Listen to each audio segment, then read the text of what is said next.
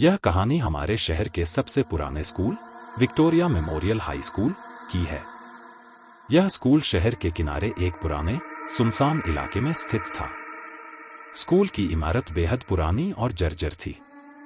चारों ओर उगी हुई घास और टूटे हुए खिड़की के शीशे इसे और भी डरावना बना देते थे। कहते हैं कि इस स्कूल में एक कक्षा थी जो कभी नहीं खोली जाती थी। कक्षा नंबर 13। इस कक्षा के बारे में तरह तरह की कहानियां प्रचलित थी। कहते हैं कि बहुत साल पहले इसी कक्षा में एक शिक्षक मिस्टर शर्मा ने आत्महत्या कर ली थी। उसके बाद से ही उस कक्षा को बंद कर दिया गया था। एक दिन हमारे स्कूल के कुछ साहसी छात्र रोहन, विक्रम और सीमा ने कक्षा नंबर 13 के बारे में जानने का फैसला किया। वे सभी बहुत ही साहसी और निडर थे। उन्होंने निश्चय किया कि वे रात को स्कूल में घुसकर उस कक्षा का राज जानेंगे। रात को जब सब कुछ शांत था और स्कूल की घंटी भी बज चुकी थी, तो तीनों दोस्त स्कूल में घुसे। उनके पास एक टॉर्च थी और दिलों में उत्सुकता।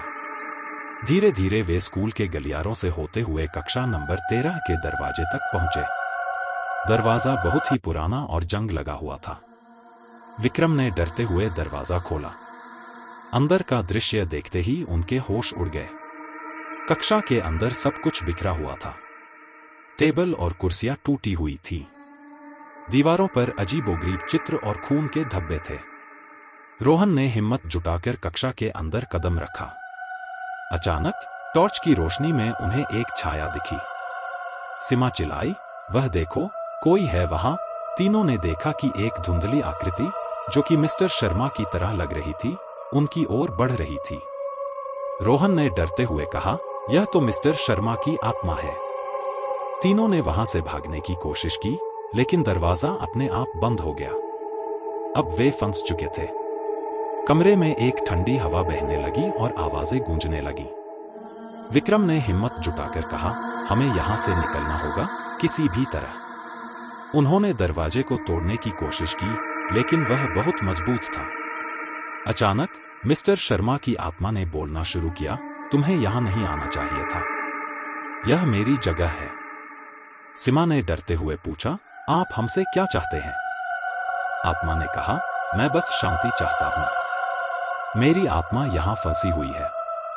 मुझे मुक्त करो। रोहन ने समझदारी दिखाई और पूछा, हम आपको कैसे मुक्त कर सकते हैं? आत्मा ने उत्तर दिया, मेरे परिवार को मेरा आखिरी संदेश दो। मैं उनसे माफी मांगना चाहता हूं। मेरे डेस्क के दराज में एक पत्र है, उसे उन्हें दे दो। अगली सुबह तीनों दोस्तों ने वह पत्र मिस्टर शर्मा के परिवार को पहुंचाया। उस पत्र में मिस्टर शर्मा ने अपनी गलतियों के लिए माफी मांगी थी और अपने परिवार से सुलह की अपील की थी। कुछ दिनों बाद स्कूल प्रशासन ने कक्षा नंबर 13 को फिर से खोल दिया।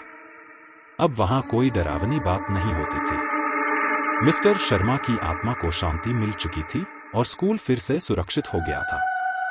इस घटना के बाद रोहन, विक्रम और सीमा ने सीखा कि कभी-कभी डर का सामना करने से बड़ी समस्याएं हल हो जाती हैं। और विक्टोरिया मेमोरियल हाई स्कूल में यह कहानी हमेशा के लिए याद रखी जाती है।